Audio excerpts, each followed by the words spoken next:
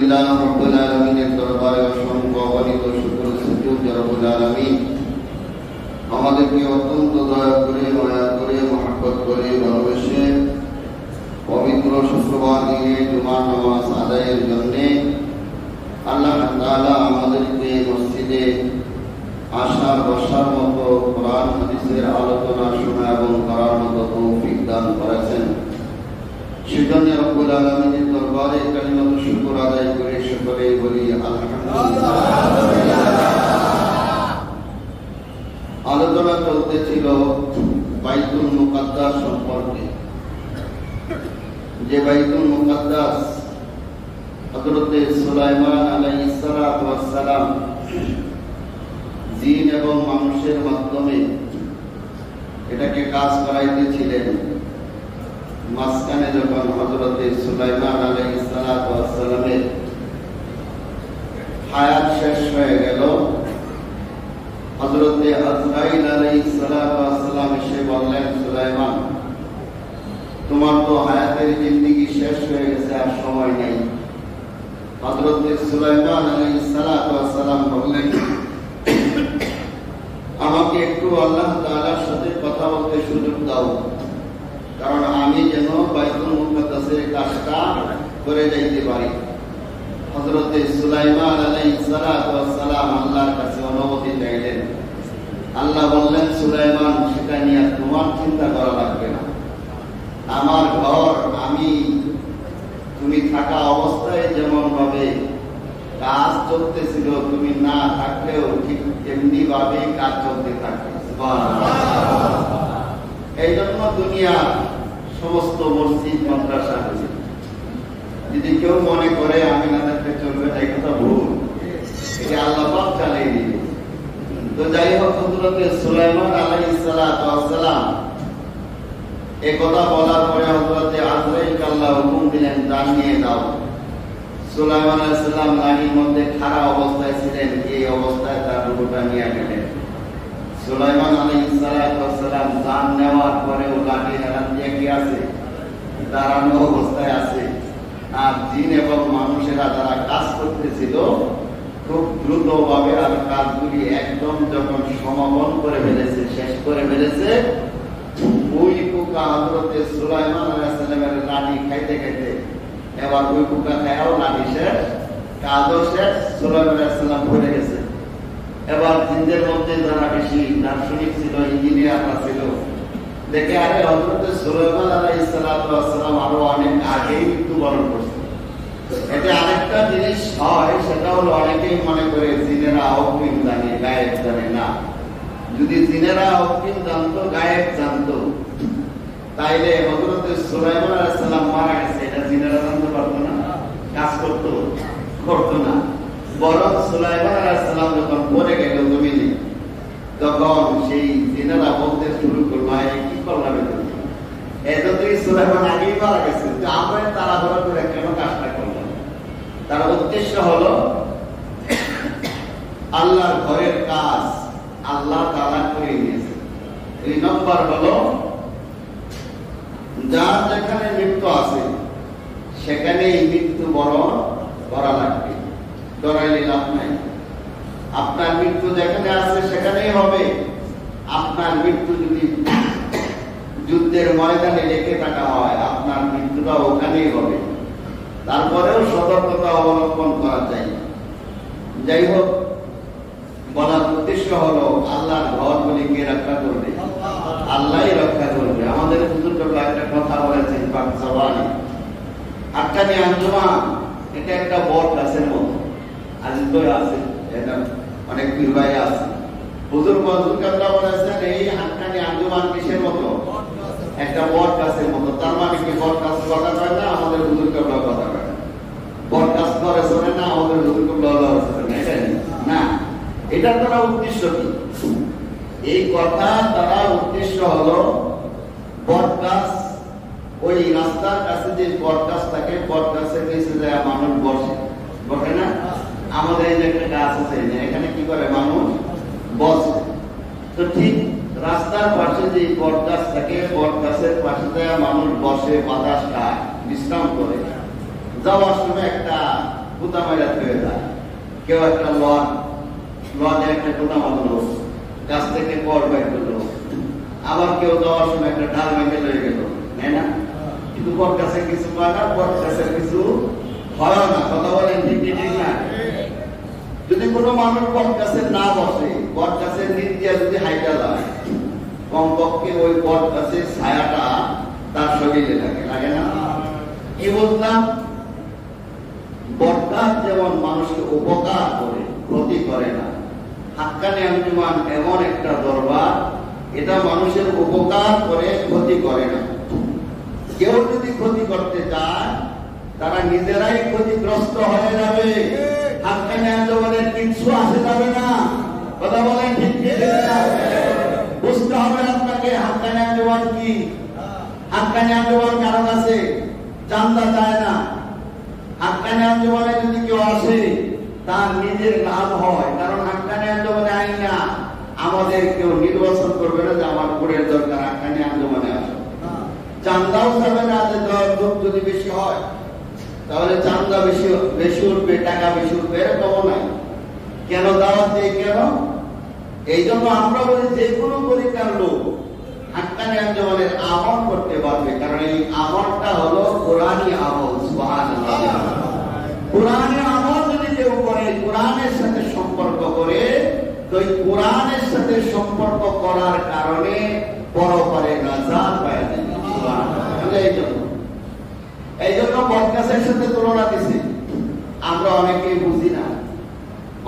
বুঝি না, হাক্কানি আঞ্জুমান নিয়ে বাড়াবাড়ি করি। ভাইরা আমার, বাড়াবাড়ি করলে লাভ নাই, আপনি নিজেই ক্ষতিগ্রস্ত হবেন। আলেমদের সাথে বাড়াবাড়ি করে কেউ লাভ করতে পারে নাই। ওই সামনা চত্বরে যারা আবেন কি কয় হেফাজতের লোকদেরকে যারা বলছিল, শেষে সেই না এখন হেফাজতের লোক করা আছে, সামনা চত্বর আছে। কথা বলেন ঠিক? বাইতুল আকসাকে যারা ধ্বংস করেছিল, তখনকার যুগের এক বাদশা, সে নাই, বাইতুল আকসা কিন্তু এখনো আছে, ভবিষ্যতেও থাকবে। অনেকেই মনে করতেছে বাইতুল আকসাকে ক্ষতিগ্রস্ত করবে না, পারবে না, ওটা আল্লাহ হেফাজত করবে, কেউ থাক আর কেউ না থাক। এই জন্য আমি আপনাদের সামনে সূরা ফিল তেলাওয়াত করেছি। এটার অর্থ, এটার তর্জমা, এটার ইতিহাস আপনাদের সকলেই জানা আছে। তারপরেও একটা কথা আপনাদেরকে বোঝাতে যাচ্ছি, আয়াতের মাধ্যমে বুঝবেন আপনারা।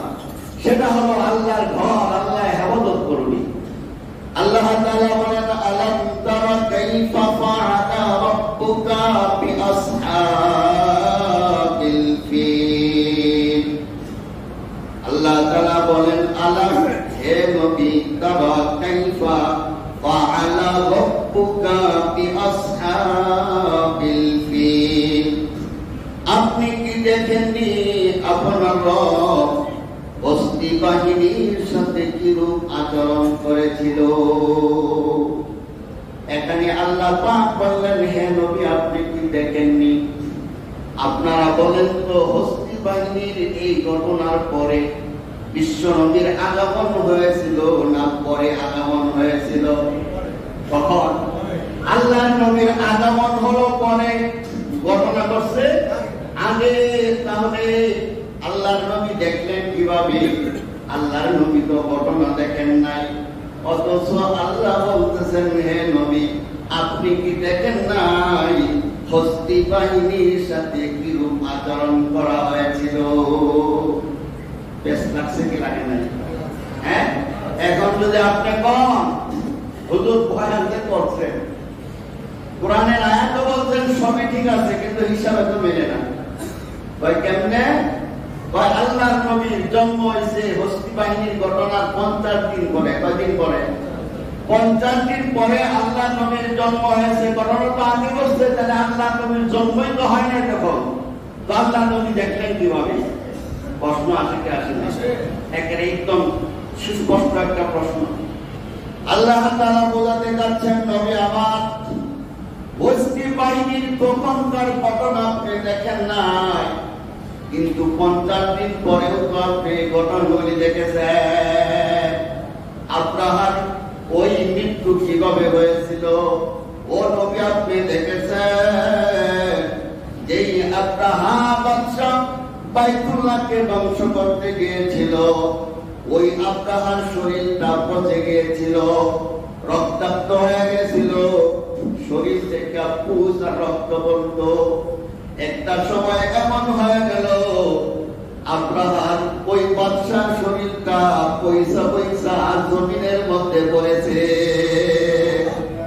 ওই বাইতুল্লাহ ধ্বংস করতে যে হস্তে বাহিনী নিয়েছিল, আল্লাহ তাআলা এই নিদর্শন জমিনের মধ্যে রেখে দিয়েছিল। আল্লাহর নবী সেটা সচক্ষে দেখছে কি দেখে নাই?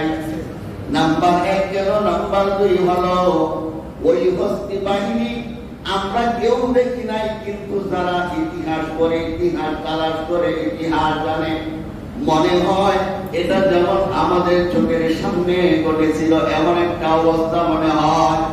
এটা আল্লাহ বোঝাতে চাইছেন, হে নবী আমার, ওই হস্তি বাহিনীর ঘটনা এটা সাধারণ ঘটনা না। এটা আমি আল্লাহ মানুষদেরকে শিক্ষা দিলাম, যারা শক্তি পাইয়া, ক্ষমতা পাইয়া কোন মসজিদের বিরুদ্ধে অবস্থান নিবে, কোন মাদ্রাসার বিরুদ্ধে অবস্থান নিবে, কোন খানকার বিরুদ্ধে অবস্থান নিবে, আল্লাহর ওলিদের দরবারের বিরুদ্ধে অবস্থান নিবে, আল্লাহ তাআলা স্বয়ং তাদের ব্যবস্থা নিবে। এই জন্য পৃথিবীর কোন হক দরবার কেউ নষ্ট করতে পারে নাই। দুনিয়ার সমস্ত বাদশাহীদের বাদশার নাম দুলিশাত হয়ে যায়, আব্দুল কাদের জিলানী রাহমাতুল্লাহ আলাইহির নাম দুলিশাত হয় নাই। কথা বলেন ঠিক? শাহজালাল ইয়ামানী রাহমাতুল্লাহ আলাইহির নাম দুলিশাত হয় নাই। আজাদ কাসির রাহমাতুল্লাহ আলাইহিকে দুলিশাত করার জন্য কত কেস মামলা হয়েছে, যে ওই দরবার থেকে বিশ্বাস আপনার হাইকোর্টে যায় না, মামলা করতে যায় না, হাজিরা দিতে যায় না, দুলিশাত করা হবে। মামলা করা হয়েছে, হুজুর কেবলা বলছেন বাবা হাইকোর্টে যাব না, এই দরবার হাইকোর্ট হয়ে যাবে। ঠিকই এক সময় দেখা গেল ম্যাজিস্ট্রেট আসলো, সবাই আসলো, দরবারের মধ্যে সব ফয়সালা হলো, তারপরে হলো দরবার হাইকোর্ট হয়ে গেল। সুবহানাল্লাহ বলবেন না?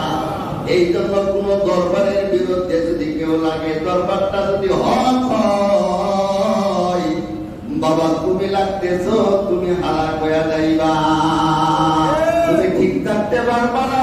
কত মানুষ দেখতাম বিরোধিতা করলো, বিল্ডিং তো ঠিকই উঠলো, কিন্তু আজকে তারা নাই। কথা বলেন ঠিক? কেউ বলবেন হুজুর আমরা নিজেদের জন্য তো করি না, এটা তো মানুষের জনগণের উপকারের জন্য আন্দোলন করছি। আমাদের জায়গার দরকার নাই রাস্তার জন্য, যারা রাস্তার আন্দোলন করি, এটা তো ভালো কাজ। আমি আপনাকে বলি, আপনাকে আমার বাড়িতে দাওয়াত দিলাম, দাওয়াত দিয়া বললাম ভাই 30 জন মানুষের মেহমানদারির আয়োজন করছি, 3 কেজি আপনাকে আনছি, দই আনছি, এই 3 কেজির মাধ্যমে আপনি 30 জনকে খাওয়াইবেন। কথা বলেন নাই? আপনি বলুন হুজুর আমার হাত তো অনেক লম্বা, যে খাবার দিচ্ছেন এটা তো 10 মধ্যে আমি খাওয়াইলাম, এখন খাইতে বসতে পারে, এখন বাসা ছোট 15 জন বসে আর 15 জন বাকি আছে, আপনি হেডারিতে 30 জনের খাবার 15 জনের খাওয়াইলেন। কয় কেন? আমার হাত অনেক লম্বা, আমি মানুষের খুব খাওয়াইতে পারি। এখন যদি আমি আপনাকে জিজ্ঞেস করি বাবা তোমার হাত অনেক লম্বা, তুমি মানুষের খুব খাওয়াইতে পারো, কিন্তু তোমার জীবনে তোমার বাসায় নিয়ে কোনদিন কেউ খাওয়াইছো না? হুজুর এটা করি না। কথা বলেন নাই? এই কথা বলেন নাই? কি কইছে? আমি মানুষেরটা খাওয়াইতে পারি, নিজে খাওয়াইতে পারি না। মানুষকে 30 জনের খাবার 15 জনের খাবার খুশ করে দিতে পারি, কারণ আমি অনেক খাবার দেওয়া লোক, কিন্তু নিজে খাওয়াইছো কোনদিন? না হুজুর, নিজেরটা কোনদিন খাওয়াই নাই। মানুষের চাইলে মানুষের মেহমানদারি করতে পারি, বুঝলেন না? এমনি খুব সাবধান না, আর 2টা মিষ্টি মানে খান, আরে আমার মেহমানদারি খুব ভালো, কিন্তু আর বাবার দাদা খাওয়ায় না, খাওয়াইছে আরেক জনের। কথা বলেন ঠিকই। তুমি যদি আল্লাহ রাস্তায় জায়গা দিতে যাও, সবটাই জারিয়া, রাস্তার মধ্যে যদি কেউ জায়গা দেয় কত সব আপনি জানেন? এই রাস্তার মধ্যে যদি কেউ জায়গা দেয়, যত মানুষ আরামের সাথে চলাফেরা করবে, যত মানুষ ওই রাস্তা দিয়ে যাবে, ততদিন পর্যন্ত ওই যিনি টাকা দিল ততদিন পর্যন্ত সব পায়নি। সুবহানাল্লাহ বলবেন না? এটা কি বলা হয়?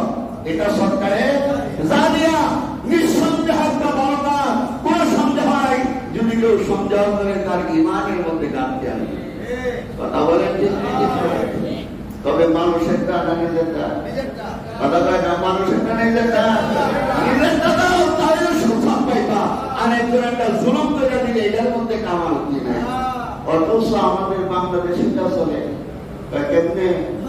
এতিমদের মা আছে সরকারি মা, এতিমদের মা এতিমদের না দিয়া হেঁটে 2 লক্ষ টাকা কম দিয়া ওই 2 লক্ষ টাকা মাদ্রাসার মাহফিলে দেয়।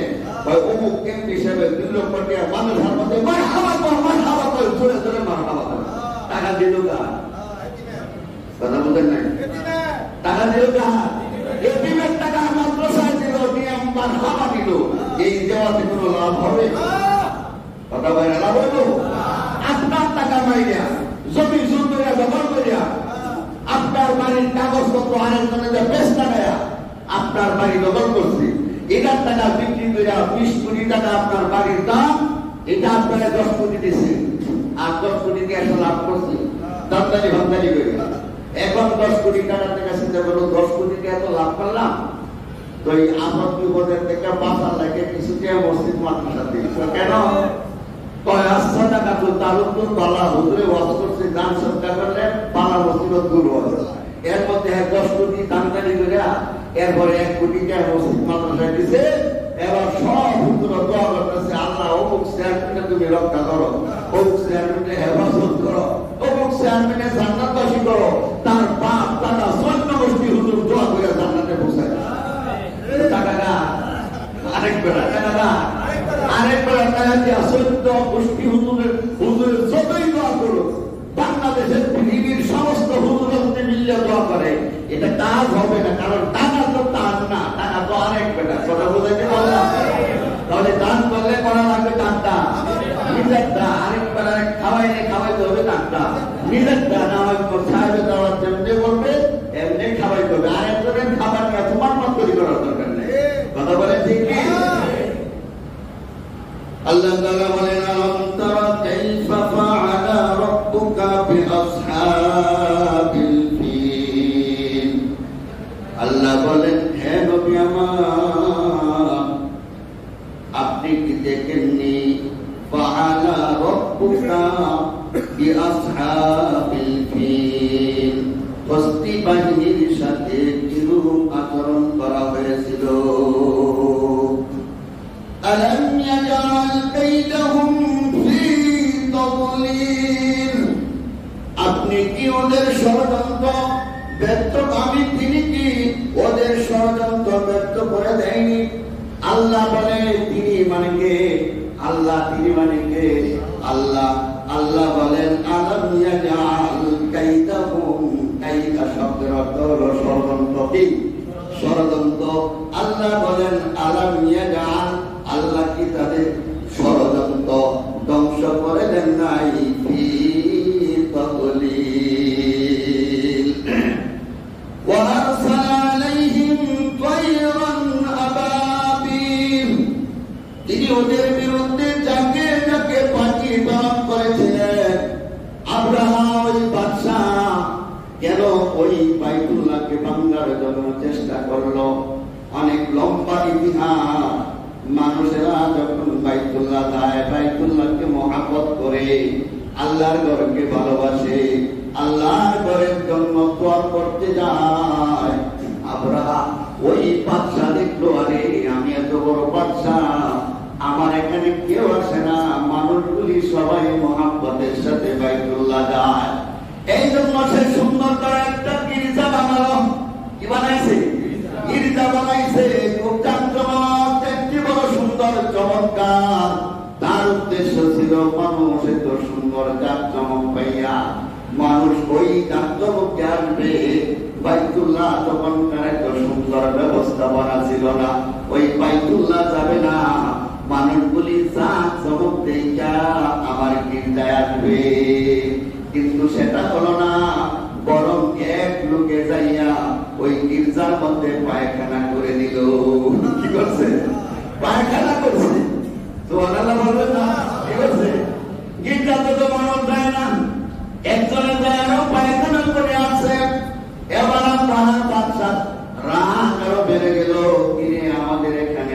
এত সুন্দর করে পিজ্জা বানাইলাম, অনেকের সহ্য হয় না, আমাদের মসজিদে এসি করা আমাদের মসজিদের মুসল্লিগুলি কেন হাক্কা নিতে যায়? রিক্সা আছে না নাই? হাক্কা নিতে যায়, ওখানে এসি নাই, ওই মাঠের মধ্যে বালুর মধ্যে নামাজ পড়ে, একটা 20 বছর হয়ে গেছে, এটার মধ্যে যায় নামাজ, বিছায় নামাজ পড়ে। কেউ কেউ বালুর মধ্যে কপালে ভালো লাগে, শরীরে ভালো লাগে, তাও এখানে হাক্কানিতে কেন নামাজ পড়তে যায়? বাবা, হিংসা করে লাভ নাই, মহাব্বত হলো মানুষের অন্তরের ব্যাপার। যারা হাক্কানিকে মহাব্বত করে, এদেরকে বোমা মায়েরাও তুমি ফিরাইতে পারবে না। হাক্কানিতে আসবে, যতই বিরোধিতা করো আর যতই উল্টা পাল্টা মাস্তা দাও, এরা কখনো তোমাদের বিভ্রান্তিকর মাস্তায় পতিত হবে না। কথা বলেন ঠিক?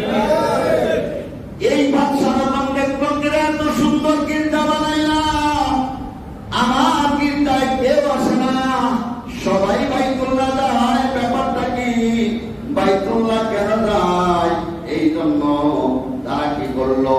একটা চিন্তা ভাবনা করলো, কিভাবে বাইতুল্লাহকে ধ্বংস করা যায়, কিভাবে বাইতুল্লাহকে ধ্বংস করা যায়। হস্তি বাহিনী তৈরি করলো, হস্তি বাহিনী নিয়ে রওনা করেছে। এর পূর্বে আরবের ওই দেশ থেকে কিছু উট তারা করলো, উটগুলি নিয়ে গেছে। তখনকার যুগে নবীজির দাদা আব্দুল মুত্তালিব ছিল ওই কুরাইশের সর্দার, এবং ওই বাইতুল্লাহর মুতাল্লি ছিল আমাদের বিশ্ব নবীর দাদা আব্দুল মুত্তালিব। তখন ওটার মুতাল্লি ছিল। জোরে বলেন সুবহানাল্লাহ। আব্দুল মুত্তালিবের 200 উট নিয়ে গেল। কারা? আব্রাহার বাদশার লোকেরা 200 উট নিয়ে গেল আব্দুল মুত্তালিবের, আর আরবের অনেক লোকদের উট নিয়ে গেল। এরপরে দেখে আব্রাহার বাদশা দেখে, আরে আব্দুল মুত্তালিব খবর নাই, কিছু পায় না, লোক পাঠাইছে কেমন কেন এমন হলো, বাইতুল্লাহকে ধ্বংস করার জন্য আমরা ষড়যন্ত্র করতেছি, এদের কাছে খবর আছে, তারপরেও আমাদের কাছে কেন আসে না? একটু খবর নাও, আব্দুল মুত্তালিবকে যায় খবর দাও, তারা যেন আমাদের এখানে আসে। খবর পাইয়া আব্দুল মুত্তালিব চলে গেল, মিটিং এ বসলো। বিরাট বড় এক মিটিং এ বসে আব্রাহাম, শোনো, তোমাদেরকে এজন্য ডেকেছি, এই যে আমি যে তোমাদের ঘর, আল্লাহর ঘর বাইতুল্লাহ ভাঙার জন্য হস্তি বাহিনী তৈরি করতেছি, তোমরা কি জানো না? কয় জানি। কয় কিছু বলো না কেন? কয় কারণ আছে। কয় কি কারণ? কয় এত কারণ বলার দরকার নাই, তবে আমি আপনাদের কাছে একটা জিনিস বলতে চাই, আমার উটগুলি নিয়ে এসেছেন, আরবের উটগুলি যে নিয়ে এসেছেন, আমাদের উটগুলি ফেরত দেন, বাইতুল্লাহ নিয়ে আমাদের চিন্তা করা লাগবে না। আব্রাহার বাদশা আরো বেঁকে গেছে, কি ব্যাপার কি? কয় কি? বাইতুল্লাহ ভাঙার জন্য প্রস্তুতি গ্রহণ করেছে, কিন্তু তারা বাইতুল্লাহর বিষয়ে কথা করে না। এরা মনে হয় কত বড় স্বার্থপর, একমাত্র অনেকেই বুঝে না, যেটা প্রকাশ্য দেখে ওটাই বুঝে, ওটা নিয়ে সমালোচনা করে। আমাদের দেশে কিছু মানুষ আছে না, উপরেরটা দেখে, বাহ্যিকটা দেখে, ভিতরেরটা দেখে না। কারণ আব্দুল মুত্তালিবের ইচ্ছা ছিল অন্যটা, এজন্য বলছে আমাদের উটগুলি এনেছো, আমাদের উটগুলি ফেরত দাও। আব্রাহাম ভাই এমন অবস্থা তো আর কোনো দেখি না। ভাই কারণটা কি?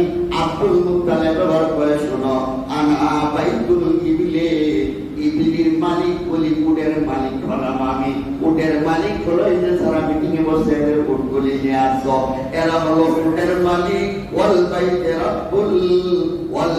রাব্বুল ইয়ামনাউহু, আর ওই বাইতুল্লাহর একটা মালিক আছে, তার নাম কি? আল্লাহ। ওই আমার উটগুলি ফেরত দাও, উটের মালিক আমি। আর বাইতুল্লাহর ব্যাপারে কথা এই জন্য বলি না, আমার উটের প্রতি আমার এত মায়া, এত দয়া। তাহলে যে আল্লাহর ঘর বানাইছে বাইতুল্লাহ, ওই বাইতুল্লাহর মালিকে এটা কি দেখতেছে না? বাইতুল্লাহর মালিক এই এটা ব্যবস্থা করবে। জোরে বলে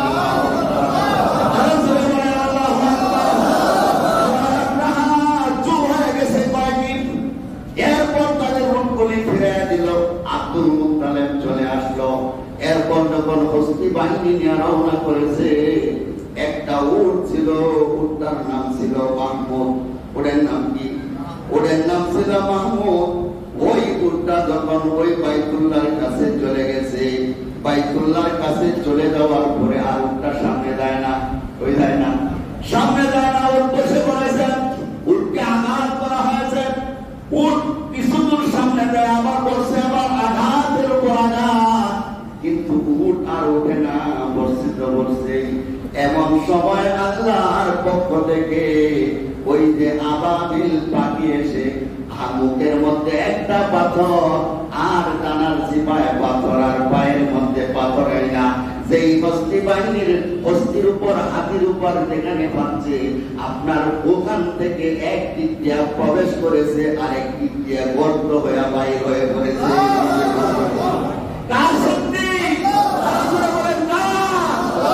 আল্লাহর শক্তি দিয়ে আল্লাহ বাইতুল্লাহকে হেফাজত করেছেন। এবার এত পাখি আসর, এত পাথরগুলি নিক্ষেপ করতে করতে হস্তি বাহিনী সব ধ্বংস হয়ে গেল। কিন্তু একটা সুসংবাদ হলো, ওই মাহমুদ গোষ্ঠী যেটা হস্তি যেটা ছিল, ওই হস্তির উপর কোনো পাথর, একটা পাথরও পড়ে না। ইবাদত করছে কে? ইবাদত করছে আল্লাহ। আল্লাহ ঘরের মধ্যে যদি তার মহব্বত থাকে, তাকে আল্লাহ হেফাজত করবে, তার কোন বিপদ থেকে আল্লাহ হেফাজত করবে। আর আল্লাহর ঘরের প্রতি তাদের বিদ্বেষ থাকবে, তাদের হিংসা থাকবে, তাদের পক্ষ, তাদের তো উপরে আল্লাহর রহমত হবেই না, আল্লাহর রহমত আর আল্লাহর গজব দ্বারা তারা নিপাত হয়ে যাবে। একটা হস্তি সামনে না আগানোর কারণে আল্লাহ যদি তাকে হেফাজত করতে পারে, যেই মানুষগুলি পৃথিবীর যত মসজিদ আছে, মাদ্রাসা আছে, এটার পক্ষ নিয়ে যদি কথা বলে, কাজ করা লাগবে না, শুধু মসজিদের পক্ষে নিয়ে কথা বলছে। পক্ষ নিয়ে কথা বলার কারণে আল্লাহ পাক তাকে দুনিয়ার মুসিবত থেকে হেফাজত করতে পারে কি পারে না? এবার যখন সামনে অগ্রসর হল, আল্লাহ বলে, হ্যাঁ নবী আমার শুনেন, ওয়ারসালা আলাইহিম তায়রান আবাবিল। আল্লাহ পাক বলে, ওয়ারসালা, আমি প্রেরণ করলাম, আলাইহিম, তাদের উপর, তাদের উপর, হস্তি বাহিনীদের উপর। আল্লাহ বলে, আমি হস্তি বাহিনীদের উপর তায়রান আবাবিল, ডাকে ডাকে পাখি প্রেরণ করলাম। ওই পাখির মুখের মধ্যে ছোট একটা কঙ্কর আর পায়ের মধ্যে কঙ্কর, ছোট পাথর নিক্ষেপ করে বড় হয়ে বাইর হয়ে যায়। তারমিহিম বিহিজারাতিন মিন সিজ্জিল। আল্লাহ এদের পায়ের মধ্যে, ঠোঁটের মধ্যে নিয়া যারা ওদের উপর নিক্ষেপ করেছিল শক্ত মাটির পাথর, যাদের উপর পড়তো এরা হালাক হয়ে যাইত, ধ্বংস হয়ে যাইত। ফাজাআলাহুম কাসফিন মাকুল। আল্লাহ কয়, এভাবে ওদের সব কিছু আমি কি করলাম, দুলিশাত করে দিলাম। সুতরাং যারা বাইতুল মুকাদ্দাসের দিকে চোখ দিবে, আল্লাহ পাক তাদের চোখকে উপড়িয়ে ফেলবেন। যারাই ওই বাইতুল আকসার দিকে এখন যারা শক্তি উপাব শক্তি অর্জন করতেছে, শক্তি নিক্ষেপ করতেছে, শক্তি দ্বারা ওই বাইতুল আকসাকে আক্রমণ করার চিন্তায় ওই মুসলমানদের উপর আক্রমণ করতেছে, আল্লাহ সেই আল্লাহ এখনো, যে আল্লাহ বাইতুল্লাহকে হেফাজত করেছিল, সেই আল্লাহকে এখনো আছে না? মুসলমানদের কাজ হলো, এখান থেকে সূরা থেকে আরেকটা শিক্ষার বিষয় হলো, দোয়া করলে লাভ কি হবে, দোয়া করলে লাভ নাই। ভাই না না, আব্দুল মুত্তালিব কিছু করতে পারে নাই, হস্তি বাহিনীকে বাধা দেয় নাই। যখন বাঁধতে গেছে, আব্দুল মুত্তালিব বাইতুল্লাহর পাশে দাঁড়ায়া দুই ফুটা চোখের পানি ফালায়া ফালায়া, আপনি যদি নুরুল কোরআন সূরা ফিলে নুরুল কোরআন তাফসীরের কিতাব পড়েন, বা তাফসীরে বাইদাবে আছে, তাফসীরে ইবনে কাসির আছে, তাফসীরে আশরাফে আছে, যতগুলি তাফসীর আছে পড়ে দেখবেন, ওই আব্দুল মুত্তালিব চোখের পানি ফালায়া দোয়া করছে, আল্লাহ পাক তার দোয়া কবুল করেছে। এই জন্য ফিলিস্তিনি মুসলমানদের জন্য আমরা যদি সেই দেশে নাও যাইতে পারি, তাদের জন্য দোয়া করার দরকার আছে না? অবস্থান করার দরকার আছে না?